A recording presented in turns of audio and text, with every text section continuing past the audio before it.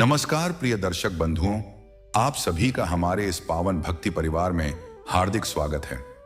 आज के इस शुभ सोमवार के दिन हम लेकर आए हैं भगवान शिव और माता पार्वती की अत्यंत दिव्य, कल्याणकारी और चमत्कारी कथा। कहा जाता है कि जो भक्त सच्चे मन, श्रद्धा और विश्वास के साथ सोमवार के दिन महादेव और माता पार्वती की कथा सुनता है, उसके जीवन के सभी दुख, कष्ट, भय और बाधाएं धीरे धीरे समाप्त होने लगती हैं। भोलेनाथ अपने भक्तों पर बहुत शीघ्र प्रसन्न होने वाले देव हैं, इसलिए उन्हें भोले भंडारी कहा जाता है। वहीं माता पार्वती अपने भक्तों के जीवन में सुख, शांति, प्रेम और सौभाग्य का आशीर्वाद प्रदान करती हैं। भगवान शिव की कृपा से जीवन में सकारात्मक ऊर्जा का संचार होता है, मन को शांति मिलती है और बिगड़े हुए कार्य बनने लगते हैं। जिन लोगों के जीवन में बार बार परेशानियां आती हैं, धन की कमी बनी रहती है, घर में क्लेश रहता है या मन हमेशा अशांत रहता है, यदि वे श्रद्धा भाव से शिव पार्वती की कथा सुने और AUM नमः शिवाय का स्मरण करें तो उनके जीवन में सुख समृद्धि का मार्ग खुलने लगता है। महादेव की कृपा से घर में बरकत आती है, नकारात्मक शक्तियां दूर होती हैं और परिवार में प्रेम तथा एकता बनी रहती है। ऐसी मान्यता है कि सोमवार के दिन भगवान शिव और माता पार्वती की कथा सुनने से वैवाहिक जीवन में मधुरता आती है, मनोकामनाएं पूर्ण होती हैं और जीवन में आने वाली कठिनाइयां स्वयं दूर होने लगती हैं। शिव जी अपने भक्तों की हर पुकार सुनते हैं और सच्चे मन से की गई भक्ति कभी व्यर्थ नहीं जाने देते। जो भक्त नियमित रूप से शिव कथा सुनते हैं, उनके जीवन में आत्मविश्वास बढ़ता है, भय समाप्त होता है और सफलता के नए मार्ग खुलते हैं। माता पार्वती की कृपा से घर में सुख, शांति, धन, वैभव और सौभाग्य का वास होता है।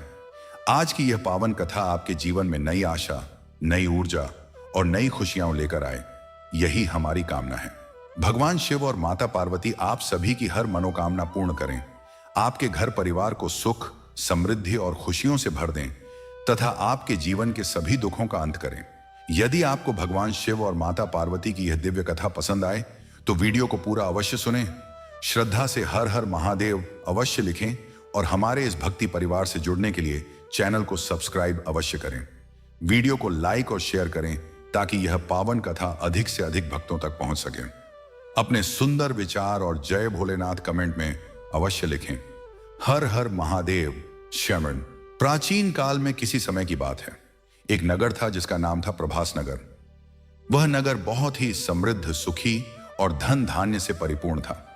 वहां के राजा धर्मपाल बहुत प्रतापी और प्रजापालक थे, पर उस नगर में एक गरीब किंतु अत्यंत धार्मिक ब्राह्मण रहता था। उसका नाम था विश्वानर। विश्वानर की पत्नी का नाम था सुशीला। वे दोनों पति पत्नी प्रतिदिन सवेरे उठकर गंगा स्नान करते, भगवान शिव का पूजन करते और दान पुण्य में रत रहते थे। उनके पास धन नाम का कोई वैभव नहीं था, फिर भी वे संतोष से रहते थे।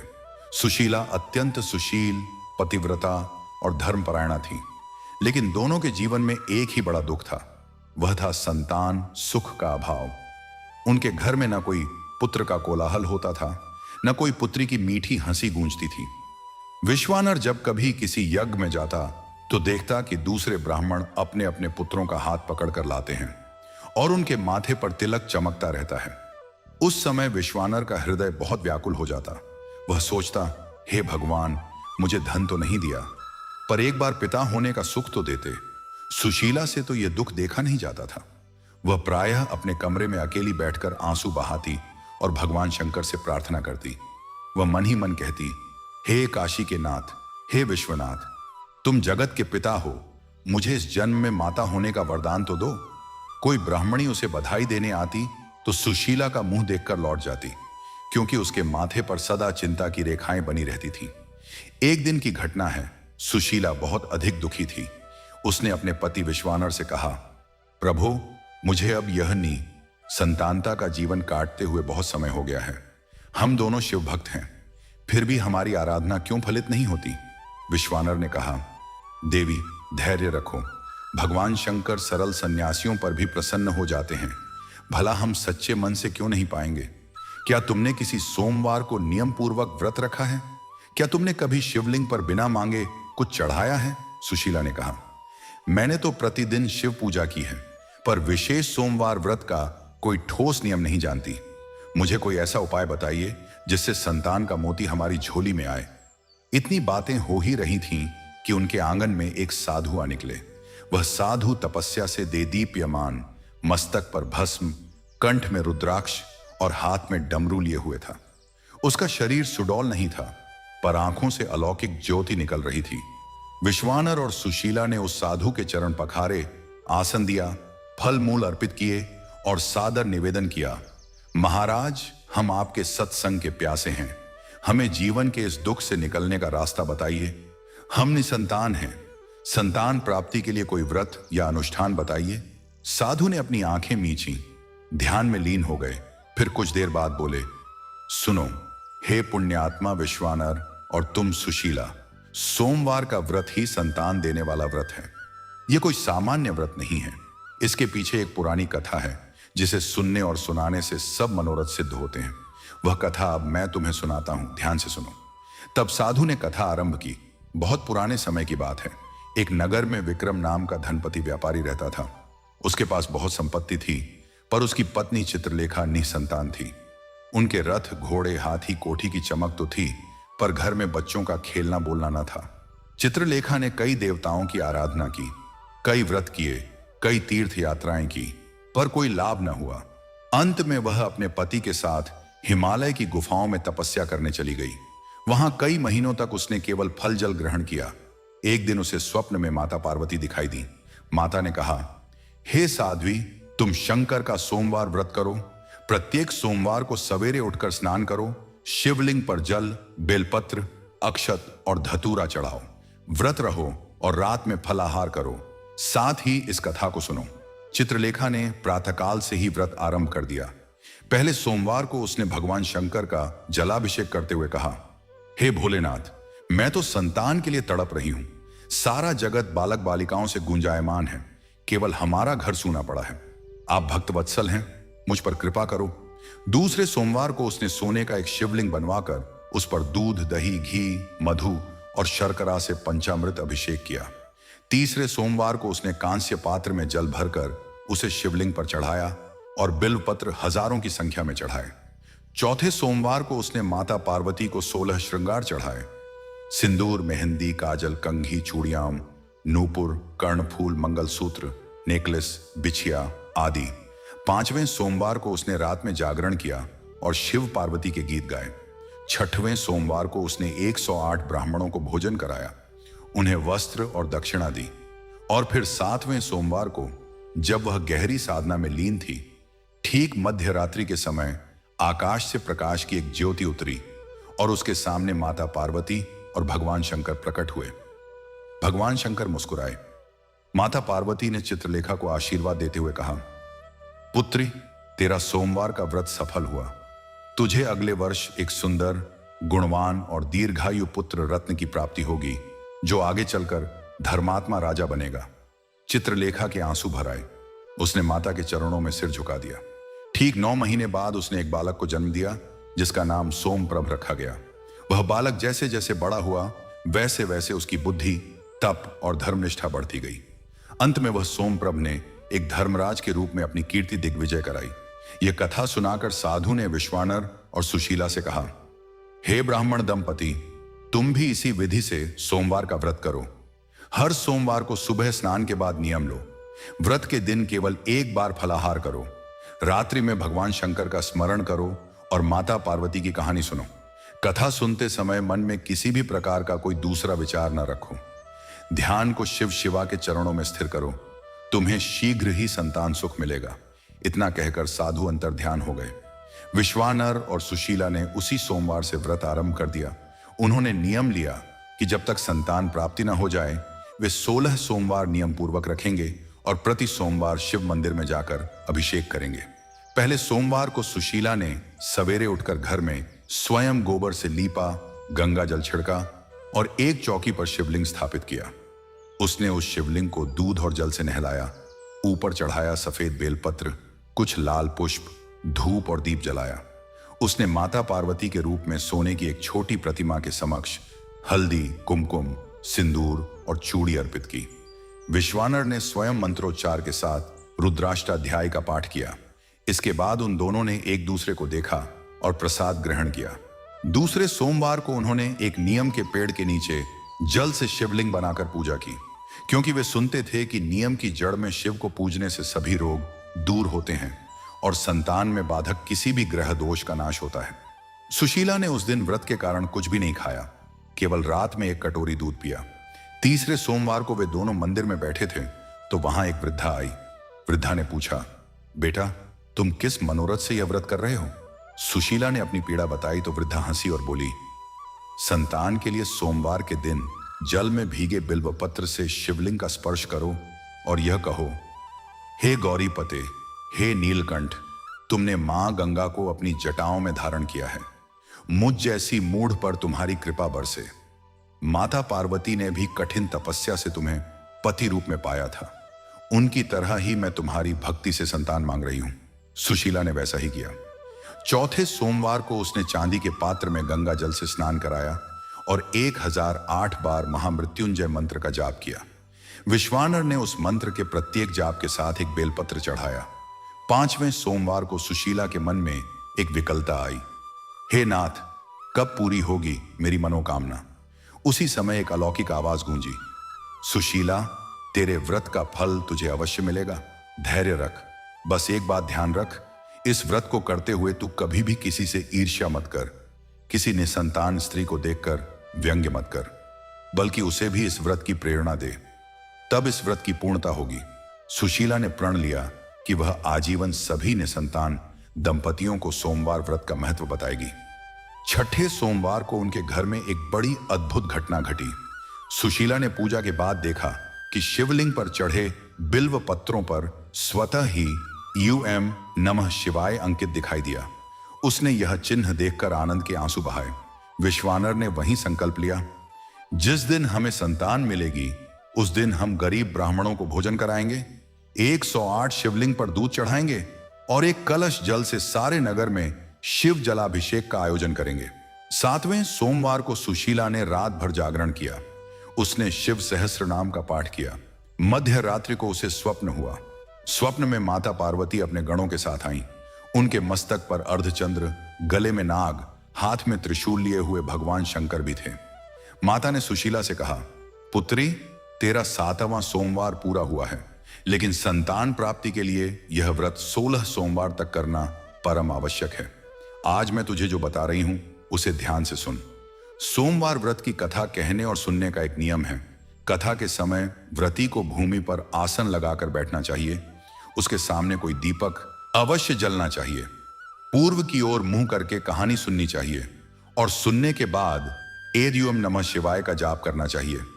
तूने यह सब किया है, इसलिए तेरा फल अब निश्चित है। इतना कहकर माता पार्वती और भगवान शंकर अदृश्य हो गए। सुशीला की नींद खुली तो उसने देखा कि उसके पति विश्वानर भी उसी स्वप्न से जागे हैं। उन्होंने एक दूसरे को बताया कि स्वप्न में माता पिता ने दर्शन दिए हैं। उसी दिन से सुशीला के हृदय में एक नई उमंग जाग उठी। उसने 8वें, 9वें, 10वें, 11वें, 12वें, 13वें, 14वें, 15वें सोमवार भी हर हाल में व्रत रखा। कभी बीमार होने पर भी उसने व्रत नहीं छोड़ा, केवल फलाहार कर लिया। 16वें सोमवार को एक अद्भुत संयोग हुआ। सुशीला ने जब पूजा की तो शिवलिंग से एक अशरीरी वाणी आई, हे धर्मपत्नी, तुम्हारी साधना सफल हुई। अब माता पार्वती के आशीर्वाद से तुम्हारे गर्भ का कलश भर चुका है। जीवन के संध्या काल में जैसे सूर्य अस्त होता है, वैसे ही तुम्हारे दुखों का अस्त होने वाला है। प्रसन्न रहो। ठीक उसके एक मास बाद सुशीला को गर्भ ठहरा। दोनों के हर्ष का ठिकाना न रहा। विश्वानर ने तुरंत 300 ब्राह्मणों को भोजन कराया और शहर के हर मंदिर में शिव पार्वती की पूजा करवाई। 9 महीने की प्रतीक्षा के बाद एक उज्जवल ग्रह नक्षत्रों की अनुकूलता में सुशीला ने एक पुत्र को जन्म दिया। उसके मुख की कांति चंद्रमा के समान थी, आंखें कमल के समान, शरीर सुडौल और स्वभाव अत्यंत शांत था। पूरे नगर में खुशी छा गई। विश्वानर और सुशीला ने उस पुत्र का नाम रखा सोमनाथ। उसी दिन से उन्होंने प्रण लिया कि वे प्रत्येक सोमवार को भगवान शंकर और माता पार्वती की इस कथा को सुनाएंगे और जितने भी निसंतान दंपति उनके पास आएंगे उन्हें यह व्रत और कथा बताएंगे। उस पुत्र ने बड़ा होकर न केवल वेदों का ज्ञान अर्जित किया, बल्कि उसने स्वयं भी सोमवार व्रत किया और फिर उसकी संतान भी हुई। इस तरह वह वंश कभी नियत संतान नहीं रहा। तब से यह कथा प्रचलित है कि जो भी सच्चे मन से और विधिपूर्वक सोमवार के दिन यह व्रत करता है और इस कथा को सुनता अथवा दूसरों को सुनाता है, उसे भगवान शंकर और माता पार्वती के आशीर्वाद से संतान सुख अवश्य प्राप्त होता है। और जो इस व्रत को 16 सोमवार तक पूरी श्रद्धा से करता है, उसके घर में कभी किसी भी प्रकार का शोक या अभाव नहीं आता। सोमवार का व्रत मनोवांछित फल देने वाला, सब दुखों को हरने वाला और विशेष रूप से निस्संतान दंपतियों के लिए कल्प वृक्ष के समान है। यह सारी कथा उस साधु ने विश्वानर और सुशीला को सुनाई थी, और विश्वानर सुशीला ने जब यह कथा सुनी तो उन्हें फल मिला।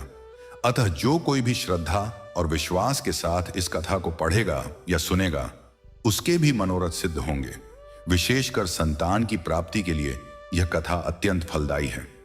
भगवान शंकर ने माता पार्वती से वचन दिया है कि सोमवार व्रत करने वाले और यह कथा सुनने वाले भक्त की कभी निराशा नहीं होगी। माता पार्वती का आशीर्वाद सदा उन पर बना रहता है। इसलिए हर मनुष्य को चाहिए कि वह अपने मन की विकलताओं को त्याग कर धैर्य और प्रेम से इस व्रत का पालन करे और इस कथा को आत्मसात करे। सत्य यह है कि भोलेनाथ बहुत जल्दी प्रसन्न होते हैं। बस चाहिए तो एक निष्कपट भाव और यह विश्वास कि वे मेरी सुनेंगे। इस विश्वास के साथ यदि कोई सोमवार को यह कथा सुनता है तो उसके घर के सूने कोने बच्चों की किलकारियों से गूंज उठते हैं। इसमें कोई संदेह नहीं। उस पुत्र के जन्म के बाद विश्वानर और सुशीला के जीवन में ऐसा आनंद आया मानो स्वर्ग ही धरती पर उतर आया हो। घर के हर कोने में बच्चे की किलकारियां गूंजने लगीं। सुशीला अब पहले से भी अधिक सजग और आभारी हो गई थी। वह प्रतिदिन प्रातः उठती, स्नान करती और पुत्र सोमनाथ को गोद में लेकर शिवलिंग के सामने बैठ जाती। वह बच्चे के छोटे छोटे हाथों से बेल पत्र चढ़वाती और मुस्कुराती हुई माता पार्वती से कहती, हे माता, आपने मेरी झोली भर दी, मेरा घर आबाद कर दिया। मैं जन्म जन्म तक इस सोमवार व्रत को नहीं छोड़ूंगी। विश्वानर अब पहले से अधिक उत्साही हो गए थे। उन्होंने अपने आंगन में एक छोटा सा शिवालय बनवा दिया, जहां हर सोमवार को पूरे गांव के लोग इकट्ठा होने लगे। वहां वे इसी कथा को सुनाते और सुनते। एक दिन की बात है, उसी नगर में एक और दंपति रहता था। उसका नाम था सुमंत और उसकी पत्नी का नाम था कौशल्या। सुमंत एक कुशल बुनकर था, लेकिन उसकी कमाई बहुत कम थी। घर में रोटी का जुगाड़ मुश्किल से होता था और उसके ऊपर निसंतानता का शोक मानो उन्हें अंदर ही अंदर खाए जा रहा था। कौशल्या जब कभी सुशीला के घर से बच्चे की हंसी सुनती तो उसकी आंखों में आंसू आ जाते। वह अपने पति से कहती, प्रभु, वही सुशीला जो कभी हमारी तरह निसंतान थी, आज उसके आंगन में मुंडन और अन्नप्राशन के शोर मचते हैं। हम क्यों नहीं जाते उससे पूछने कि आखिर उसने कौन सा व्रत किया था?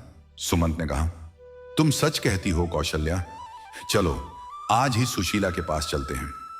वे दोनों शाम के समय विश्वानर के घर पहुंचे। सुशीला ने उन्हें देखते ही पहचान लिया।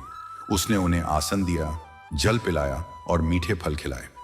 कौशल्या सुशीला के पैरों पर गिर पड़ी और रोते हुए बोली, दीदी, मुझ पर दया करो, मैं भी तुम्हारी तरह ही व्याकुल हूं। मेरा कोई संतान नहीं है। मेरी सहेलियां मुझसे किनारा करने लगी हैं। मेरी सास मुझे रोज ताने देती हैं। बताओ, तुमने कौन सा व्रत किया? कौन सी कथा सुनी? मुझे भी वही बताओ। सुशीला ने उन्हें उठाया, अपने हृदय से लगाया और कहा, बहना, रो मत।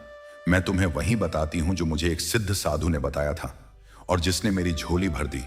सुनो, सोमवार के दिन का व्रत ही सब कुछ है, पर यह व्रत केवल भूखे रहने का नाम नहीं है। यह व्रत है मन को शिव के चरणों में स्थिर करना, दिन भर कोई बुरा वचन न बोलना, किसी की निंदा न करना, किसी निसंतान को देखकर व्यंग्य न करना, और हर सोमवार को भगवान शंकर तथा माता पार्वती की इस कथा का पाठ करना या सुनना। तब सुशीला ने पूरी कथा पुनः विस्तार से कौशल्या को सुनाई। कैसे चित्रलेखा ने व्रत किया, कैसे उसे संतान मिली, कैसे उसने स्वयं 16 सोमवार किए और कैसे माता पार्वती ने स्वप्न में दर्शन देकर आशीर्वाद दिया था। साथ ही सुशीला ने यह भी बताया कि पूरे व्रत के दौरान उसने कभी भी किसी से कोई अभद्रता नहीं की, कभी किसी की निंदा नहीं सुनी और न ही किसी का बुरा चाहा। कौशल्या ने उसी दिन से व्रत आरंभ करने का निश्चय किया। उसने सुमन से कहा, प्राणनाथ, अब तुम भी मेरा साथ देना। हर सोमवार तुम भी शिवलिंग पर जल चढ़ाना। मैं तो नारी हूं, मेरे लिए यह व्रत संभव है, पर तुम पुरुष हो, तुम भी अपने स्तर पर शिव भक्ति करो। सुमंत ने हामी भर दी। उसी सोमवार से कौशल्या ने नियम लिया।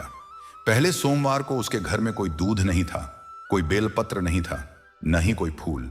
वह बहुत निर्धन थी, पर उसने मन ही मन संकल्प किया, भगवान, मैं विधि नहीं जानती, धन नहीं रखती, बस तुम्हारे नाम का जल चढ़ाती हूं।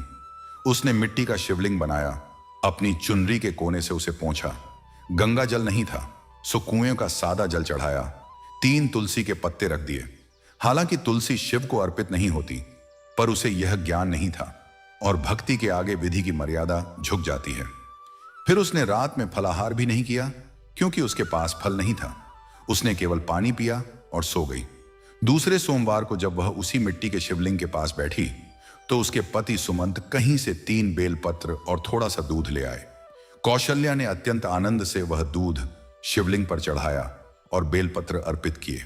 उसने रोते हुए प्रार्थना की, हे भोलेनाथ, हम निर्धन हैं, हमारे पास सोना चांदी नहीं, वस्त्र नहीं, भोग नहीं, बस हमारे पास है आंसू और विश्वास। हमारे आंसू ही हमारा अर्पण है। हमें संतान दो, ताकि हमारी इस निर्धनता का दुख कुछ कम हो। तीसरे सोमवार को उसने शिवलिंग पर चढ़ाने के लिए जंगल से जंगली फूल तोड़े। कांटों में पैर छिल गए। रास्ते में बारिश आ गई, भीग गई, पर वह रुकी नहीं। मंदिर पहुंची तो देर हो चुकी थी। पुजारी ने दरवाजा बंद कर दिया था। वह मंदिर के बाहर ही जमीन पर बैठ गई, अपने माथे से जमीन छुआ और बोली, हे शंकर, मैं अंदर नहीं आ सकती, पर तुम तो सर्वत्र हो, यही मेरी पूजा स्वीकार करो। उसने उसी बाहर की चबूतरी पर जल चढ़ाया और कथा सुनने के लिए मन ही मन पिछले सोमवार की कथा को याद किया। इस बीच सुशीला को कौशल्या की दशा की बहुत चिंता सताने लगी। वह विश्वानर से बोली, प्रभो, कौशल्या बहुत निर्धन है, वह बिना अन्न फल के व्रत रखती है, यह ठीक नहीं। चलो हम उसके व्रत का भार कुछ बांटें। विश्वानर ने कहा, तुम सच कहती हो। धर्म तो यही है कि दूसरों की सहायता करो, विशेषकर जो भक्ति के मार्ग पर हैं। इसके बाद विश्वानर और सुशीला हर सोमवार को कौशल्या के घर जाकर उसके लिए फल, दूध, बेलपत्र, धूप दीप और कभी कभी वस्त्र भी ले जाने लगे। सुमंत को विश्वानर ने अपने पास बुलाकर बुनाई का काम दिलवा दिया, जिससे उसकी आमदनी बढ़ने लगी। कौशल्या अब नियमित रूप से सुशीला के साथ मंदिर जाती, दोनों एक साथ जल चढ़ाती, एक साथ कथा सुनती, और धीरे धीरे कौशल्या के मन की विकलता शांत होने लगी। वह समझ गई कि भगवान उसकी सुन रहे हैं, बस समय लग रहा है। 6वें सोमवार को एक अद्भुत घटना हुई। कौशल्या रात्रि जागरण कर रही थी। वह अकेले में शिव पंचाक्षर मंत्र का जाप कर रही थी। अचानक उसे ऐसा प्रतीत हुआ मानो पूरा कमरा प्रकाश से भर गया हो। सामने हवा में माता पार्वती का अर्धविराम रूप दिखा। माता ने कोमल स्वर में कहा, कौशल्या, तेरी भक्ति ने मुझे पिघला दिया। तू न तो धन जानती है, न विधि जानती है, पर तू केवल भाव जानती है। वही भाव पर्याप्त है। मैं तुझ पर प्रसन्न हूं, पर एक बात ध्यान रख, संतान मात्र देह का सुख नहीं है, वह संस्कारों की निधि होती है। तू अपने पुत्र को शिव भक्त बनाने का संकल्प ले। कौशल्या ने कहा, हे माता, मैं तो स्वयं शिव भक्ति से अनजान थी। आज तुमने मुझे सीख दी। मेरा पुत्र जब होगा तो मैं उसे सोमवार व्रत की यह कथा सुनाऊंगी, और वह भी इस परंपरा को आगे बढ़ाएगा। माता पार्वती मुस्कुराई और अदृश्य हो गई। कौशल्या ने उस रात सपना नहीं देखा, बल्कि साक्षात अनुभव किया। 7वें सोमवार को जब कौशल्या पूजा कर रही थी, उसके घर के बाहर एक ब्राह्मण आया। वह ब्राह्मण बहुत वृद्ध, थका हुआ और भूखा था। कौशल्या के पास कुछ नहीं था। उसके पास पूजा के लिए रखे कुछ फल थे और एक मुट्ठी चावल। वह सोचने लगी, यदि मैं ये फल और चावल ब्राह्मण को दे दूंगी तो भगवान का नैवेद्य नहीं रहेगा, पर यदि मैं नहीं दूंगी तो एक अतिथि भूखा सोएगा। उसने तत्काल फैसला किया, भगवान तो सब जगह हैं, अतिथि ही साक्षात भगवान होते हैं। उसने वे सारे फल और चावल उस ब्राह्मण को दे दिए और अपने हाथों से उसे भोजन कराया। ब्राह्मण ने खाने के बाद कहा, बेटी, तूने जो किया वह बहुत बड़ा धर्म किया। मैं कोई साधारण ब्राह्मण नहीं, मैं स्वयं भगवान शिव का एक अंश हूं। मैं तुझे आशीर्वाद देता हूं कि तू अगले 16 मास के भीतर एक पुत्र रत्न को जन्म देगी। इतना कहकर वह ब्राह्मण अंतर्ध्यान हो गया। कौशल्या के आंसू छलछला आए। उसने अपने पति सुमंत को यह सब बताया। सुमंत ने भी आश्चर्यचकित होकर शिव को प्रणाम किया। 8वें, 9वें, 10वें सोमवार कौशल्या ने नियम पूर्वक रखे। 11वें सोमवार के दिन कौशल्या ने सुशीला के कहने पर एक कन्या को गोद लेने का विचार किया, पर माता पार्वती के वचन के कारण वह पूर्ण विश्वास से प्रतीक्षा करती रही। 12वें सोमवार को सुमंत ने व्यापार में लाभ कमाया और उसने पहली बार सोने का एक छोटा सा शिवलिंग बनवाया। कौशल्या ने उस दिन विशेष रूप से 108 बेलपत्र चढ़ाए। 13वें सोमवार को कौशल्या के हाथों से पूजा के समय अचानक दीपक बुझ गया। उसने फिर जलाया, फिर बुझ गया। तीसरी बार बुझने पर उसे लगा कि कोई अपशकुन है, पर उसने धैर्य नहीं छोड़ा। उसने कहा, हे शंकर, चाहे दीप बुझे, मेरा विश्वास नहीं बुझेगा। उसने अंधेरे में ही मंत्रों का जाप किया। उसी रात स्वप्न आया कि शिवलिंग से दीपक स्वयं प्रज्वलित हो उठा। वह जागी तो देखा, असल में भी घर में एक अलौकिक रोशनी थी। 14वें सोमवार को कौशल्या के गर्भाधान के लक्षण दिखाई देने लगे। वह मिचली और चक्कर से पीड़ित होने लगी। सुशीला ने तुरंत पहचान लिया कि कौशल्या अब मां बनने वाली है। उसने कौशल्या के माथे पर सिंदूर और हल्दी का टीका लगाया और कहा, बहना, तुम्हारा व्रत सफल हो गया। अब बस ध्यान रखना, इस गर्भ में जो बच्चा है उसके जन्म के बाद पहले सोमवार को उसका शिव मंदिर में मुंडन करवाना और यही कथा उसे सुनाना। कौशल्या के आंसू खुशी के मारे बह निकले। उसने सुशीला के चरण छुए और कहा, दीदी, तुम मेरी सच्ची गुरु हो। तुमने मुझे यह राह दिखाई। मैं जीवन भर तुम्हारी आरणी रहूंगी। 9 महीने बाद एक सुबह, जब चैत्र मास की पूर्णिमा थी और सोमवार का दिन था, कौशल्या ने एक बालक को जन्म दिया। वह बालक सोमवार के दिन जन्मा, इसलिए उसका नाम रखा गया सोमदत्त। सुमंत का घर अब बालक की चीख पुकार से गूंजने लगा। कौशल्या ने अपने पहले व्रत की तरह अब इस बालक को गोद में लेकर शिवलिंग के पास बैठना शुरू कर दिया। वह बालक जब थोड़ा बड़ा हुआ तो उसने अपनी मां से पूछा, मां, तुम रोज यह पत्थर पर पानी क्यों चढ़ाती हो? तब कौशल्या ने उसे सारी कथा सुनाई। कैसे वह स्वयं निसंतान थी, कैसे उसने सोमवार का व्रत किया, कैसे माता पार्वती ने दर्शन दिए और कैसे उसे सोमदत्त मिला। सोमदत्त ने उसी दिन से प्रण लिया कि वह भी सोमवार व्रत रखेगा, और सचमुच जब सोमदत्त युवा हुआ तो उसने विवाह किया और उसकी पत्नी ने भी सोमवार व्रत रखकर संतान प्राप्त की।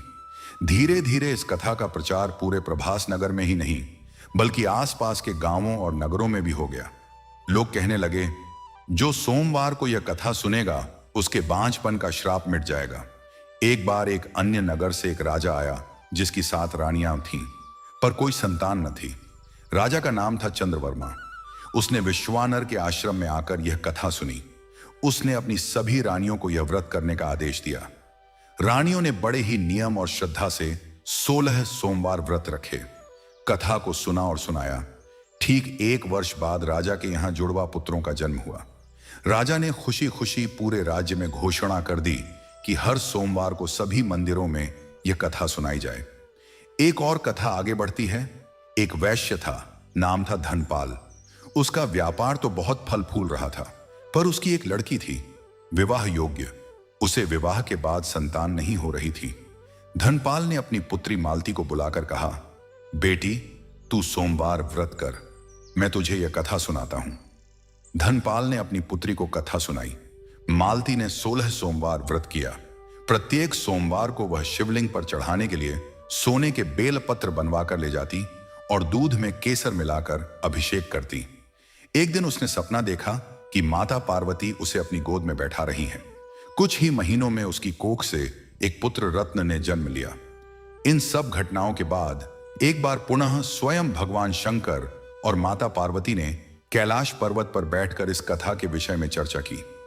माता पार्वती ने कहा, प्रभु, आपने मुझे वचन दिया था कि जो सोमवार को विधिपूर्वक व्रत करेगा और मेरी और आपकी यह कथा सुनेगा उसे संतान का सुख मिलेगा। क्या यह वचन सदा रहेगा? भगवान शंकर ने कहा, देवी, जब तक इस पृथ्वी पर चंद्रमा और सूर्य रहेंगे तब तक सोमवार का व्रत और यह कथा फलदायी रहेगी। सोमवार का दिन मेरा प्रिय दिन है, क्योंकि इसी दिन मैंने सृष्टि के कल्याण के लिए विषपान किया था। इसी दिन मैंने गंगा को अपनी जटाओं में धारण किया था। इस दिन जो कोई मुझे जल चढ़ाता है उसके पाप नष्ट हो जाते हैं, और जो संतान की कामना करता है उसकी मनोकामना पूर्ण होती है। इस प्रकार सुशीला, कौशल्या, चित्रलेखा, मालती और अनेकों स्त्रियों ने इस व्रत और इस कथा के प्रभाव से संतान प्राप्त की। यह कथा उन लोगों के लिए प्रकाश स्तंभ बन गई जो निसंतानता के अंधकार में डूबे हुए थे। अब आगे यह भी कहा गया है कि जो पुरुष इस कथा को श्रद्धापूर्वक सुनता है वह भी पिता बनने का सुख प्राप्त करता है, क्योंकि स्त्री और पुरुष दोनों के सहयोग के बिना संतान संभव नहीं। सुमंत ने भी जब यह कथा सुनी तो उसने भी सोमवार के दिन उपवास रखना शुरू किया।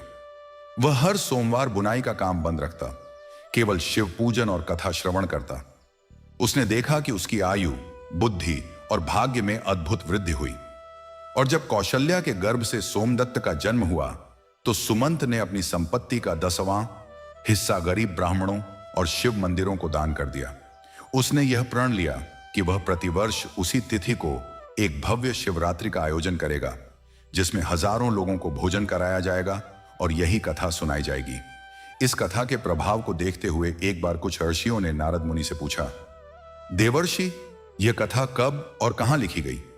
नारद मुनि ने उत्तर दिया, यह कथा स्वयं भगवान शंकर ने माता पार्वती को सुनाई थी।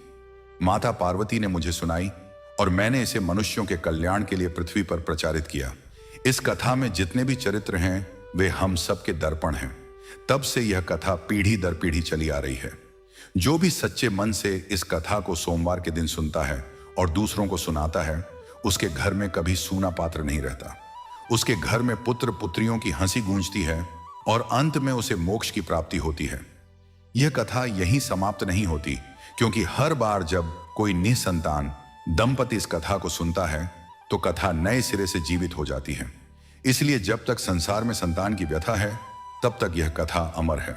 सोमवार के दिन प्रातः स्नान कर स्वच्छ वस्त्र पहन पूर्व या उत्तर की ओर मुंह करके यह कथा सुननी चाहिए।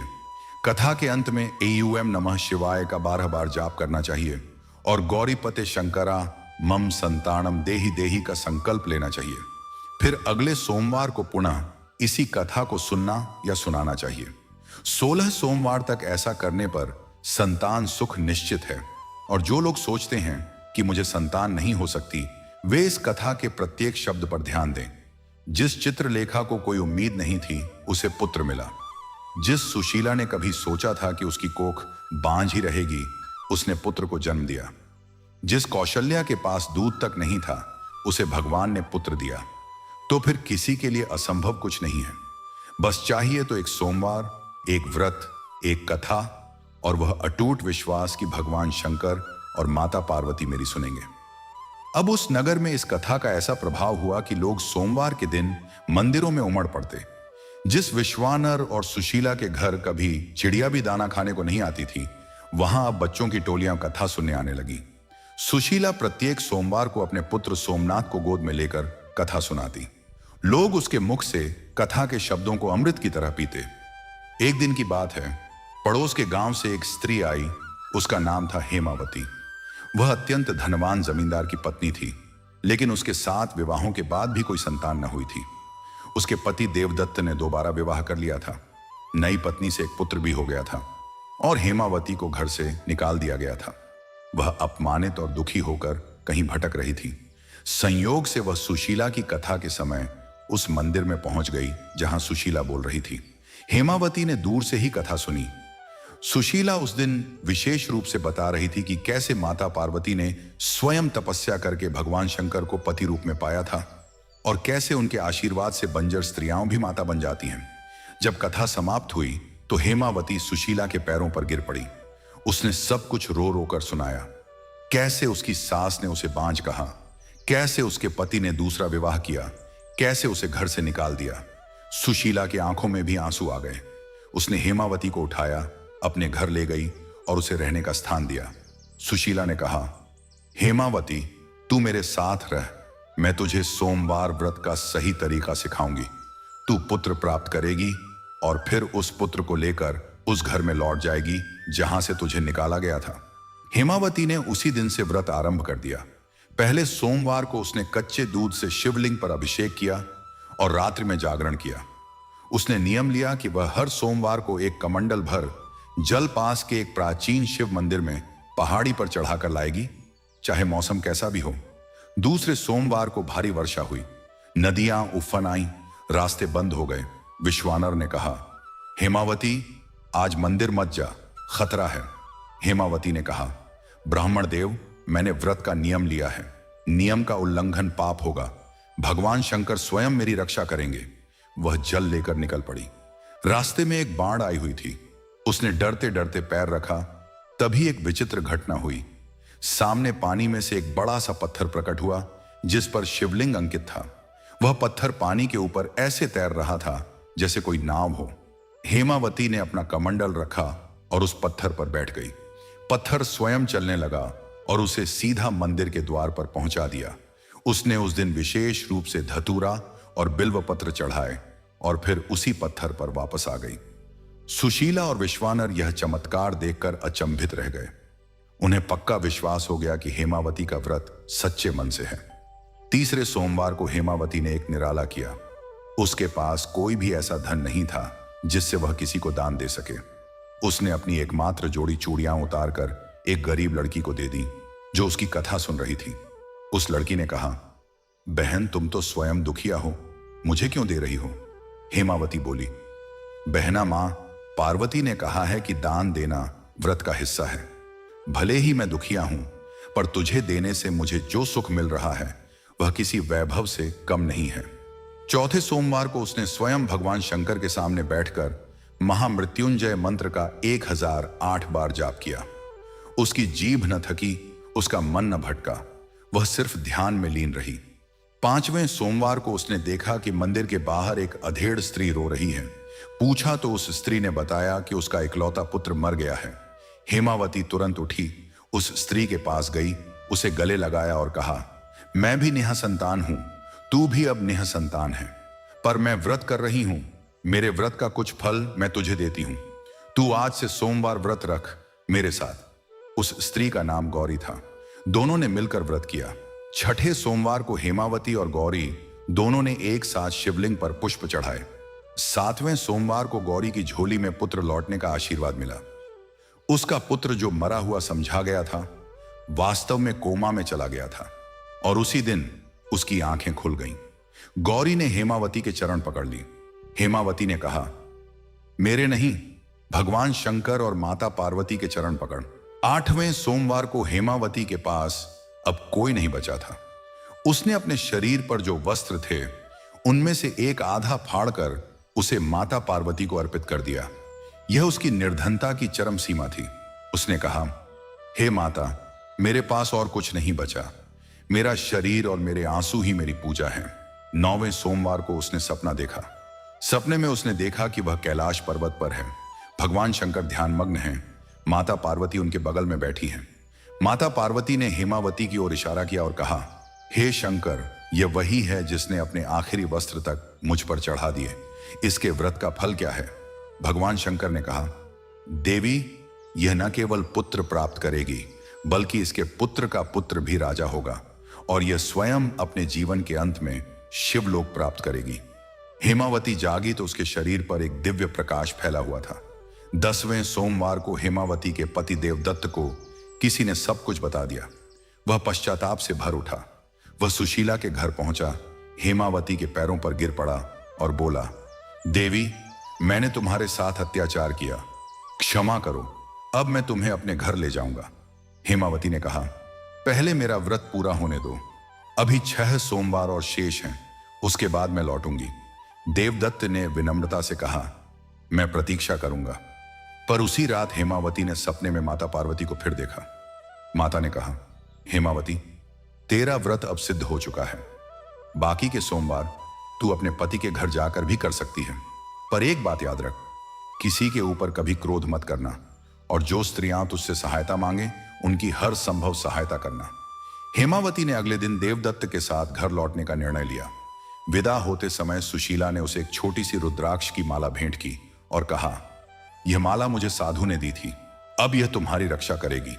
हेमावती के घर लौटने पर उसकी सास ने उसे अपमानित करने की कोशिश की, पर हेमावती ने उसकी भी माथे पर तिलक लगाकर आशीर्वाद दिया। उसने दूसरी पत्नी से कहा, बहन, तुम्हारा पुत्र मेरा भी पुत्र होगा, मैं उससे किसी भेदभाव की भावना नहीं रखती। इस उदारता को देखकर सारा घर पिघल गया। अब हेमावती शेष सोमवारों का व्रत अपने घर में ही करने लगी। 11वें सोमवार को उसने बड़े पैमाने पर ब्राह्मण भोजन कराया। 12वें सोमवार को उसने खुद एक शिवलिंग का निर्माण कराया और उसे स्थापित किया। 13वें सोमवार को देवदत्त ने स्वयं हेमावती के हाथ से जल लेकर शिवलिंग पर चढ़ाया। 14वें सोमवार को हेमावती ने गौरी सहित अन्य निःसंतान स्त्रियों को इकट्ठा किया और उन्हें यह कथा सुनाई। 15वें सोमवार को हेमावती के गर्भाधान के लक्षण दिखे। 16वें सोमवार को ठीक व्रत के अंतिम दिन पूजा के दौरान ही देवदत्त ने घोषणा की, हेमावती गर्भवती है। पूरे घर में खुशियां मनाई गईं। 9 माह के अंत में हेमावती ने एक पुत्र को जन्म दिया। उसका नाम रखा गया सोमदेव। यह बालक इतना तेजस्वी था कि लोग कहते थे यह साक्षात शिव का वरदान है। बड़ा होकर सोमदेव ने एक राजा की पुत्री से विवाह किया और आधा राज्य प्राप्त किया। उसकी कीर्ति चारों दिशाओं में फैल गई। हेमावती ने जीवन भर हर सोमवार को यह कथा सुनाई और सुनी। अंत में जब उसकी मृत्यु हुई तो कहा जाता है कि उसका शरीर दिव्य ज्योति में विलीन हो गया और उसने कैलाश में स्थान पाया। इस कथा का एक और विस्तार आगे होता है। उसी नगर में एक बार एक युवती थी जिसका नाम था अनुराधा। वह बहुत सुंदर और सुशील थी, पर उसकी शादी एक ऐसे व्यक्ति से हुई जो बहुत क्रूर था। वह उसे प्रताड़ित करता था और जब अनुराधा निसंतान रही तो उसने उसे 3 तलाक दे दिए, उस समय के रीति रिवाज अनुसार। अनुराधा लौटकर अपने पिता के घर आई। पिता बूढ़े थे, मां मर चुकी थी। भाई ने उसे अपमानित किया। वह भटकते भटकते उसी मंदिर में आ गई जहां कथा होती थी। अब कथा सुना रही थी स्वयं सुशीला, जो अब बूढ़ी हो चुकी थी, पर उसका स्वर अमृत की तरह मधुर था। अनुराधा ने कथा सुनी। सुशीला ने उसे पहचान लिया और बुलाया। अनुराधा ने रोते हुए कहा, मुझे न तो पति मिला, न घर, न संतान, मैं क्या करूं? सुशीला ने कहा, बेटी, सोमवार व्रत संतान भी देता है और सच्चा जीवन साथी भी। तू इस व्रत को कर, भगवान शंकर सब दुख दूर करते हैं। अनुराधा ने 16 सोमवार का व्रत किया। बीच में एक सोमवार को उसके पूर्व पति को कोई रहस्यमय रोग हो गया और उसकी दूसरी पत्नी ने उसे छोड़ दिया। वह पश्चाताप करता हुआ अनुराधा के पास आया। अनुराधा ने उसे क्षमा कर दिया, पर कहा, व्रत पूरा होने दो, तब मैं निर्णय लूंगी। अंतिम सोमवार को जब वह शिवलिंग पर जल चढ़ा रही थी तो एक स्वर्गीय आवाज आई, अनुराधा, तेरे 16 सोमवार पूरे हुए। तेरा पूर्व पति अब पूर्णतः परिवर्तित हो चुका है। उसके साथ रहने से तुझे पुत्र प्राप्ति होगी। अनुराधा ने अपने पूर्व पति से दोबारा विवाह किया और ठीक 1 वर्ष बाद उसने जुड़वा बच्चों, एक पुत्र और एक पुत्री को जन्म दिया। यह भी इस कथा का चमत्कार ही था कि एक टूटा हुआ घर फिर से बस गया और उसमें बच्चों की हंसी गूंजने लगी। इस कथा के प्रभाव का विस्तार तब और बढ़ गया जब एक बार राजा चंद्रवर्मा ने अपने राज्य में एक विशाल यज्ञ का आयोजन किया। उस यज्ञ में हजारों स्त्रियां आईं। राजा ने सुशीला और विश्वानर को विशेष आसन दिया और उनसे यह कथा सुनाने का अनुरोध किया। सुशीला अब बहुत बूढ़ी हो चुकी थी, पर वह बोलने लगी। उसने कथा के हर एक प्रसंग को इतने विस्तार से बताया कि 3 दिन और 3 रात लग गए। उसने बताया कि जल कैसे चढ़ाना चाहिए, बेलपत्र किस दिशा में रखने चाहिए, धतूरा क्यों चढ़ाया जाता है और भस्म किस प्रकार लगानी चाहिए। उसने बताया कि माता पार्वती को 16 श्रृंगार की वस्तुएं चढ़ाने से विशेष कृपा होती है। उसने बताया कि कथा सुनने के बाद AUM नमः शिवाय का कम से कम 108 बार जाप करना चाहिए। उसने बताया कि यदि किसी स्त्री के पति साथ ना दें तो वह अकेले भी यह व्रत कर सकती है। यदि कोई विधवा है तो वह भी इस व्रत को कर सकती है, लेकिन संतान की कामना के बजाय मोक्ष की कामना के साथ। यदि कोई कुमारी है तो वह भी इसे सुन सकती है, उससे अच्छा वर मिलेगा। राजा चंद्रवर्मा के यज्ञ के बाद यह कथा पूरे देश में फैल गई। सुदूर गांवों से लोग आने लगे। एक बार एक मूक स्त्री आई जो बोल नहीं सकती थी, पर उसने हाथों के इशारों से समझा कि वह संतान चाहती है। सुशीला ने उसे शिवलिंग के सामने बैठाया, उसके हाथों से बेलपत्र चढ़वाया और फिर उसके कान में धीरे से कथा फुसफुसाई। अगले ही महीने उस स्त्री के गर्भ ठहरा और 9 माह बाद उसने एक पुत्र को जन्म दिया। और चमत्कार यह हुआ कि जन्म के तुरंत बाद वह स्त्री बोलने लगी। पहला शब्द था शंकर। लोगों ने इसे अलौकिक चमत्कार माना। एक और प्रसंग आता है। एक ब्राह्मण था, उसका नाम था माधव। उसे संतान नहीं थी, इसलिए उसकी पत्नी गंगा ने यह व्रत किया। माधव ने भी व्रत किया, पर वह नियम तोड़ता था। व्रत के दिन वह झूठ बोल देता था या किसी की निंदा कर लेता था। फलस्वरूप 16 सोमवार बीत गए, पर संतान नहीं हुई। गंगा ने रोते हुए सुशीला से पूछा। सुशीला ने कहा, तुम्हारे पति का मन शुद्ध नहीं है। व्रत केवल भूखे रहने का नाम नहीं, बल्कि मन को साफ करने का नाम है। तुम अपने पति से कहो कि एक सोमवार वह किसी से कुछ न कहे, केवल शिव का जाप करे और किसी के प्रति बुरा न सोचे। माधव ने ऐसा ही किया। उसने एक सोमवार पूरा मौन रखा, केवल शिवलिंग पर ध्यान लगाया। उसी रात स्वप्न आया कि शिव कह रहे हैं, तेरा पिछला व्रत इस मौन से पूर्ण हुआ, अब तेरा पुत्र होगा। ठीक 10 माह बाद उसे पुत्र हुआ। इससे यह सिद्ध हुआ कि व्रत का नियम पालन करना भी उतना ही आवश्यक है जितना कि बाहरी आडंबर। इस कथा के आगे के भाग में हम यह भी जानते हैं कि एक बार एक मुस्लिम परिवार के लोग भी इस कथा के प्रभाव से प्रेरित होकर सोमवार के दिन शिव मंदिर में आए। उन्होंने अपनी भाषा में इस कथा का अनुवाद करके सुना। उनकी एक स्त्री जिसका नाम था रहीमन निसंतान थी। उसने इस व्रत को अपने ढंग से किया। उसने भगवान को अल्लाह का रूप मानकर प्रार्थना की और उसे पुत्र की प्राप्ति हुई। इससे पता चलता है कि यह कथा किसी एक धर्म या जाति के लिए नहीं है, बल्कि सभी मनुष्यों के लिए है जो सच्चे मन से संतान की कामना करते हैं। सुशीला ने स्वयं कहा था, भगवान शंकर ने कहा है, जो कोई भी प्रेम से मुझे जल चढ़ाएगा, चाहे वह किसी भी पंथ का हो, मैं उसकी पुकार सुनूंगा। अब उस नगर में समय बीतता गया। विश्वानर और सुशीला अब बहुत वृद्ध हो चुके थे। उनके पुत्र सोमनाथ ने युवावस्था में प्रवेश किया था।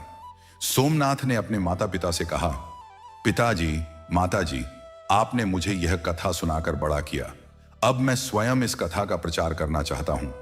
मैं दूर दूर के गांवों में जाकर सोमवार व्रत की महिमा बताऊंगा।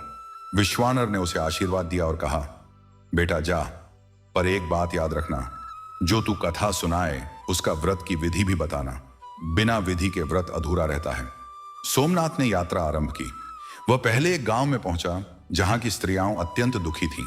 वहां पर एक महामारी फैली हुई थी जिससे कई बच्चे मर गए थे और कई स्त्रियां गर्भपात की शिकार हो गई थीं। सोमनाथ ने उन स्त्रियों को इकट्ठा किया और उन्हें कथा सुनाई। उसने बताया कि जब माता पार्वती ने स्वयं कठिन तपस्या की थी तो उनके शरीर पर कितने कष्ट आए थे, पर उन्होंने धैर्य नहीं छोड़ा। उसने कहा, जैसे माता पार्वती ने भगवान शंकर को पाने के लिए हजारों वर्षों तक तप किया, वैसे ही तुम लोग 16 सोमवार का व्रत धैर्य से करो। एक स्त्री ने पूछा, हे ब्राह्मण पुत्र, हम अशिक्षित हैं, हमें मंत्र नहीं आते, क्या हम व्रत कर सकती हैं? सोमनाथ ने कहा, मंत्र न आने से कुछ नहीं बिगड़ता, तुम बस एयम नमः शिवाय का जाप करो, यही सबसे बड़ा मंत्र है, और यह कथा सुनो। उसने उस गांव में 3 दिन तक कथा सुनाई। परिणाम यह हुआ कि वहां की स्त्रियों ने सोमवार व्रत रखना आरंभ कर दिया। 6 माह के भीतर उस गांव में 11 स्वस्थ बच्चों का जन्म हुआ। लोगों ने सोमनाथ का मंदिर बना दिया और हर सोमवार को उस मंदिर में कथा होने लगी। इसी प्रकार सोमनाथ एक दूसरे गांव में पहुंचा। वहां एक बहुत बूढ़ी स्त्री रहती थी। उसका नाम था धनमंजरी। उसने अपने जीवन में कभी विवाह नहीं किया था और अब बुढ़ापे में उसे कोई सहारा नहीं था। वह सोमनाथ के पास आई और बोली, बेटा, मैं तो अब संतान की उम्र में नहीं हूं, क्या इस कथा का कोई फल मुझे भी मिल सकता है? सोमनाथ ने उससे कहा, माता, यह कथा केवल संतान के लिए ही नहीं है, यह कथा मोक्ष के लिए भी है। तुम इस कथा को सुनो, तुम्हारी आत्मा को शांति मिलेगी और तुम्हें अगले जन्म में अच्छे संस्कार मिलेंगे। यहां तक कि जो बच्चे अपने माता पिता को खो चुके हैं, वे तुम्हें अपनी मां मान सकते हैं। धनमंजरी ने वह कथा सुनी और फिर उसने अपना पूरा जीवन उन अनाथ बच्चों की सेवा में लगा दिया जो उस गांव में महामारी से माता पिता खो चुके थे। उसने 5 बच्चों को गोद लिया और उनका पालन पोषण किया। यह भी एक प्रकार की संतान प्राप्ति ही थी, आत्मीयता की। सोमनाथ ने उसे आशीर्वाद दिया कि तुम्हारा नाम हमेशा इस कथा के साथ जुड़ा रहेगा। इस कथा का अगला चरण तब आया जब एक बार स्वयं नारद मुनि पृथ्वी पर भ्रमण कर रहे थे। उन्होंने देखा कि एक स्थान पर हजारों स्त्रियां इकट्ठी हैं और सोमवार का व्रत कर रही हैं। नारद मुनि ने पूछा, क्या कारण है कि तुम सब इतनी संख्या में यह व्रत कर रही हो? एक स्त्री ने उत्तर दिया, देवर्षि, हमने सुना है कि इस व्रत को करने से संतान मिलती है और जो पहले से मां हैं उनकी संतान सुखी होती है। हम सब इसी आशा में हैं। नारद मुनि मुस्कुराए और बोले, क्या तुम सब उस कथा को जानती हो जो इस व्रत के साथ जुड़ी है? सबने कहा, हमें वह कथा सुनाइए। नारद मुनि ने उसी स्थान पर बैठकर वही पूरी कथा विस्तार से सुनाई जो मैंने पहले 3 भागों में सुनाई है, चित्रलेखा से लेकर सुशीला, कौशल्या, हेमावती, अनुराधा तक की। और उसके बाद नारद मुनि ने आगे बताया कि यह कथा अभी समाप्त नहीं हुई है। उन्होंने कहा, एक बार एक राजा था, सूर्यवंशी। उसका नाम था दिलीप। उसे भी संतान नहीं थी, तो उसने अपने गुरु वशिष्ठ से पूछा। वशिष्ठ ने उसे सोमवार व्रत और यह कथा सुनाई। राजा दिलीप ने स्वयं व्रत रखा और अपनी रानी सुदक्षिणा को भी रखने को कहा। 16 सोमवार के बाद उन्हें एक पुत्र हुआ जिसका नाम रखा गया रघु। वही रघु आगे चलकर रघुवंश के प्रसिद्ध राजा हुए और उनके वंश में भगवान राम का जन्म हुआ। इस प्रकार यह कथा केवल साधारण लोगों की ही नहीं बल्कि राजाओं और ऋषियों की भी है। नारद मुनि के मुख से यह सुनकर वे स्त्रियां और भी श्रद्धा से भर गईं। उन्होंने नारद मुनि से प्रार्थना की, हमें व्रत की पूरी विधि बताइए। नारद मुनि ने कहा, सुनो, सोमवार के दिन प्रातः स्नान करो, स्वच्छ वस्त्र पहनो, शिवलिंग स्थापित करो या मंदिर जाओ, जल, दूध, दही, घी, शहद इन 5 से अभिषेक करो, बेलपत्र, धतूरा, भांग, अक्षत, पुष्प चढ़ाओ, धूप दीप जलाओ, माता पार्वती को सिंदूर, चूड़ियां, काजल, कंघी, श्रृंगार की वस्तुएं चढ़ाओ। इसके बाद यह कथा सुनो या सुनाओ। रात में फलाहार करो। प्रत्येक सोमवार को किसी निर्धन को भोजन अवश्य कराओ। 16 सोमवार लगातार करो। यदि किसी कारण से एक सोमवार छूट जाए तो अगले सोमवार को 2 गुने श्रद्धा से करो और एक अतिरिक्त सोमवार बढ़ा दो। तब एक युवती ने प्रश्न किया, देवर्षि, यदि किसी स्त्री का पति विरोध करता है तो वह क्या करे? नारद मुनि ने उत्तर दिया, वह चुपके से व्रत कर सकती है। भगवान शंकर को छुपे व्रत से भी कोई आपत्ति नहीं है, पर यदि संभव हो तो पति को समझाना चाहिए, क्योंकि पति और पत्नी दोनों के सहयोग से व्रत का फल और भी अधिक बढ़ जाता है। तब एक और स्त्री ने पूछा, क्या विधवा स्त्री यह व्रत कर सकती है? नारद मुनि ने कहा, विधवा संतान की कामना से नहीं बल्कि शिवलोक प्राप्ति की कामना से यह व्रत कर सकती है। उसे कथा सुनने का पूरा अधिकार है। इससे उसके पति को भी स्वर्ग में सुख मिलता है। इस प्रकार नारद मुनि ने सबके प्रश्नों का उत्तर दिया। उस दिन के बाद से उस स्थान पर एक विशाल शिव मंदिर का निर्माण हुआ, जहां हर सोमवार को भव्य कथा का आयोजन होने लगा। यह मंदिर आज भी मौजूद है और लोगों का विश्वास है कि यहां सोमवार को कथा सुनने से निसंतान दंपतियों को अवश्य संतान प्राप्त होती है।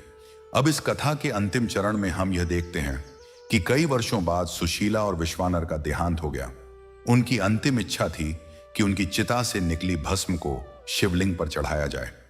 उनके पुत्र सोमनाथ ने ऐसा ही किया। जैसे ही उस भस्म को शिवलिंग पर लगाया गया, वहां से एक ज्योति निकली और वह ज्योति 2 भागों में बंटकर आकाश में विलीन हो गई। लोगों ने कहा, सुशीला और विश्वानर सीधे शिवलोक पहुंच गए। सोमनाथ ने अपने माता पिता की स्मृति में एक और भी बड़ा मंदिर बनवाया। उस मंदिर में उसने एक शिलालेख पर यह पूरी कथा उत्कीर्ण करवा दी। वह शिलालेख आज भी उस स्थान पर मौजूद है और उसे पढ़ने वाला व्यक्ति केवल कथा नहीं सुनता बल्कि उसे अपने जीवन में उतार लेता है। अब एक और घटना घटी। एक बार उस नगर में एक बड़ा अकाल पड़ा। लोग भूखे मरने लगे। गर्भवती स्त्रियां कुपोषण से पीड़ित थीं, बच्चे मर रहे थे। सोमनाथ ने तब सभी लोगों को इकट्ठा किया और कहा, सोमवार व्रत केवल संतान के लिए नहीं है, यह अन्न और समृद्धि के लिए भी है। हम सब मिलकर सोमवार को शिवलिंग पर जल चढ़ाएंगे और यह कथा सुनेंगे। भगवान शंकर ने अन्न का सृजन किया है, वे ही अन्न देने वाले हैं। सभी लोगों ने एक साथ सोमवार व्रत किया। केवल 7 सोमवार में ही आकाश में बादल छाए और मूसलाधार वर्षा हुई। धरती हरी भरी हो गई, अन्न पैदा हुआ और स्त्रियों ने स्वस्थ बच्चों को जन्म दिया। यह चमत्कार देखकर लोगों की श्रद्धा और भी दृढ़ हो गई। उसी नगर में एक ईर्ष्यालु ब्राह्मण था। उसका नाम था शर्मिष्ठ। वह सुशीला और विश्वानर से जलता था। उसने लोगों से कहा, यह सब झूठ है, इस व्रत से कुछ नहीं होता। मैंने भी किया था पर मुझे संतान नहीं हुई। लोगों ने यह सुनकर सोमनाथ से पूछा। सोमनाथ ने शर्मिष्ठ को बुलाया और पूछा, तुमने क्या विधि से व्रत किया? शर्मिष्ठ ने बताया कि उसने तो केवल भूखे रहकर और मांसाहार न करके व्रत किया था, पर उसने कोई कथा नहीं सुनी, किसी का दान नहीं किया और व्रत के दिन झूठ बोलता था। सोमनाथ ने कहा, तब तो तुमने केवल भूखे रहने का कष्ट भोगा, व्रत नहीं किया। व्रत के 4 अंग हैं, उपवास, पूजा, कथा और दान। जब तुमने 3 अंग छोड़ दिए तो फल कैसे मिलेगा? अब फिर से करो, इस बार श्रद्धा से। शर्मिष्ठ ने लज्जित होकर पुनः व्रत किया, इस बार पूरी विधि से। 16 सोमवार के बाद उसकी पत्नी गर्भवती हुई और उसे एक पुत्र हुआ। शर्मिष्ठ ने सार्वजनिक रूप से अपनी गलती मानी और तब से वह स्वयं कथा सुनाने लगा। इस कथा का एक और प्रसंग है। एक दिन सोमनाथ अपने आश्रम में बैठा था, तभी एक स्त्री रोती हुई आई। उसने बताया कि उसके पति ने उसे धोखा देकर दूसरी शादी कर ली है और अब वह गर्भवती है, पर पति उसे स्वीकार नहीं करता। सोमनाथ ने उसे सांत्वना दी और कहा, बेटी, तुम सोमवार व्रत करो। यह व्रत केवल संतान ही नहीं देता, बल्कि पति के हृदय को भी बदल देता है। उस स्त्री ने व्रत किया। 7वें सोमवार को उसके पति को एक स्वप्न आया। स्वप्न में भगवान शंकर ने कहा, तूने जिस स्त्री को छोड़ा है वह मेरी भक्त है, उसके गर्भ में तेरा ही पुत्र है, लौट जा। पति ने प्रातः उठकर अपनी पहली पत्नी से क्षमा मांगी, उसे घर ले गया और उसके पुत्र के जन्म पर पूरे नगर में भोज कराया। यह भी सोमवार व्रत और इस कथा का चमत्कार ही था। अब मैं इस कथा को समापन की ओर ले जाता हूं। इतने विस्तार से कथा सुनाने के बाद यह बताना आवश्यक है कि इस कथा का फल क्या है। जो कोई भी सच्चे मन से इस कथा को पढ़ता है, सुनता है या सुनाता है, उसे निम्नलिखित फल प्राप्त होते हैं। प्रथम, यदि वह निसंतान है तो उसे संतान प्राप्ति होती है। द्वितीय, यदि उसकी संतान पहले से है तो उस संतान की आयु, बुद्धि, यश और धन में वृद्धि होती है। तृतीय, जो स्त्री गर्भपात या मृत बच्चे को जन्म देने की पीड़ा से गुजर रही है, उसे स्वस्थ और जीवित बच्चा प्राप्त होता है। चतुर्थ, जो विधवा है उसे मोक्ष की प्राप्ति होती है। पंचम, जो कुंवारी कन्या है उसे सुयोग्य वर मिलता है। षष्ठम, जो पुरुष इस व्रत को करता है उसकी पत्नी के गर्भ का सुख उसे मिलता है और यदि वह अविवाहित है तो उसे सुयोग्य पत्नी मिलती है। सप्तम, यह व्रत सभी रोगों को दूर करता है, सभी ग्रह दोषों का नाश करता है और मृत्यु के बाद शिवलोक की प्राप्ति कराता है। इस कथा के अंत में यह कहा गया है, जिस प्रकार माता पार्वती ने कठिन तपस्या से भगवान शंकर को प्राप्त किया, उसी प्रकार यदि कोई स्त्री सोमवार व्रत और इस कथा का पालन करती है तो वह माता पार्वती की कृपा की अधिकारिणी बनती है। और भगवान शंकर ने वचन दिया है, मेरा भक्त कभी निराश नहीं होता। इसलिए हे मनुष्यों, तुम इस व्रत और कथा को अपने जीवन में अपनाओ। चाहे तुम धनी हो या निर्धन, चाहे पढ़े लिखे हो या अनपढ़, चाहे ऊंचे कुल में जन्मे हो या नीचे, भगवान शंकर और माता पार्वती के द्वार पर कोई भेदभाव नहीं है। केवल श्रद्धा, विश्वास और निष्कपट भाव चाहिए। यह कथा आज यहां समाप्त होती है, पर यह समाप्ति केवल शब्दों की है, कृपा की नहीं। जो भी इस कथा को धारण करेगा उस पर माता पार्वती और भगवान शंकर की कृपा सदा बनी रहेगी। जैसे गंगा निरंतर बहती है, वैसे ही यह कथा निरंतर प्रवाहित होती रहेगी। जैसे शिवलिंग अडिग रहता है, वैसे ही इस कथा का फल अडिग है। जैसे माता पार्वती का श्रृंगार कभी मलिन नहीं होता, वैसे ही इस कथा की पवित्रता कभी कम नहीं होती। और अब अंत में इस कथा को सुनने वाले प्रत्येक व्यक्ति के लिए एक ही संदेश है। सोमवार को उठो, स्नान करो, शिवलिंग पर जल चढ़ाओ, यह कथा सुनो या सुनाओ और विश्वास रखो कि भोलेनाथ तुम्हारी मनोकामना अवश्य पूरी करेंगे। संतान की कामना हो या कोई अन्य, सोमवार का दिन और यह कथा तुम्हारी सबसे बड़ी पूंजी है, इसे कभी मत भूलना। यह कथा यहां पूर्ण हुई। ओम नमः शिवाय। हर हर महादेव। गौरी पार्वती पति शंकर की जय। सोमवार व्रत की जय। इस कथा के प्रचारकों की जय और आप सबकी मनोकामना सिद्ध हो, यही शिव शंकर का आशीर्वाद है। इति समाप्तम। सोमवार का दिन देवों के देव महादेव को समर्पित माना जाता है। जो भी भक्त सच्चे मन, श्रद्धा और विश्वास के साथ सोमवार का व्रत रखकर भगवान शिव और माता पार्वती की कथा सुनता या सुनाता है, उसके जीवन के सभी दुख, कष्ट और बाधाएं धीरे धीरे समाप्त होने लगती हैं। महादेव अपने भक्तों पर शीघ्र प्रसन्न होने वाले देव हैं, इसलिए उन्हें भोलेनाथ कहा जाता है। वे केवल एक लोटा जल, बेलपत्र और सच्ची भक्ति से ही प्रसन्न हो जाते हैं। प्राचीन समय की बात है। एक नगर में एक बहुत ही धनवान साहूकार रहता था। उसके पास धन दौलत, मान सम्मान और सुख सुविधाओं की कोई कमी नहीं थी। लेकिन उसके जीवन में एक बहुत बड़ा दुख था। उसकी कोई संतान नहीं थी। वह और उसकी पत्नी हर समय इसी चिंता में डूबे रहते थे। साहूकार भगवान शिव का परम भक्त था। वह प्रत्येक सोमवार को व्रत रखता, शिव मंदिर जाकर विधिपूर्वक पूजा करता और बड़ी श्रद्धा से भगवान शिव की आराधना करता था। उसकी भक्ति देखकर माता पार्वती अत्यंत प्रसन्न हुई। एक दिन माता पार्वती ने भगवान शिव से कहा, प्रभु, यह साहूकार आपका सच्चा भक्त है। इसकी भक्ति निष्काम और पवित्र है। कृपा करके इसकी मनोकामना पूर्ण करें और इसे संतान सुख प्रदान करें। भगवान शिव बोले, हे पार्वती, इस साहूकार के भाग्य में संतान सुख नहीं लिखा है, लेकिन तुम्हारी प्रार्थना और इसकी सच्ची भक्ति से प्रसन्न होकर मैं इसे एक पुत्र का वरदान देता हूं। परंतु उस पुत्र की आयु केवल 12 वर्ष होगी। कुछ समय बाद साहूकार के घर एक सुंदर पुत्र का जन्म हुआ। पूरे घर में खुशियों का माहौल छा गया। साहूकार और उसकी पत्नी भगवान शिव का धन्यवाद करने लगे, लेकिन साहूकार को भगवान शिव की कही बात याद थी, इसलिए वह भीतर ही भीतर चिंतित रहता था। धीरे धीरे बालक बड़ा होने लगा। वह बहुत बुद्धिमान, विनम्र और गुणवान था। जब वह 11 वर्ष का हुआ, तब साहूकार ने उसे शिक्षा प्राप्त करने के लिए अपने मामा के साथ काशी भेज दिया। जाते समय उसने अपने मामा को बहुत सारा धन दिया और कहा कि रास्ते में जहां भी यज्ञ, पूजा या दान करने का अवसर मिले, अवश्य करना। मामा और बालक यात्रा करते हुए आगे बढ़ने लगे।